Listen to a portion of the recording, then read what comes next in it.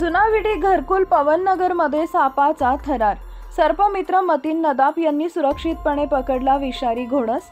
सोलापूर मधील जुनाविडी घरकुल पवननगर परिसरात रात्री सुमारे 8 वाजेच्या सुमारास नागरिकांमध्ये एकच खळबळ उडाली, कारण परिसरात घोणस नावाचा विषारी साप दिसल्याची माहिती मिळाली आहे। तात्काळ स्थानिकांनी सर्पमित्र मतीन नदाफ यांना पाचारण केले। त्यांनी धाडसाने आणि कौशल्याने सापाला सुरक्षितपणे पकडले।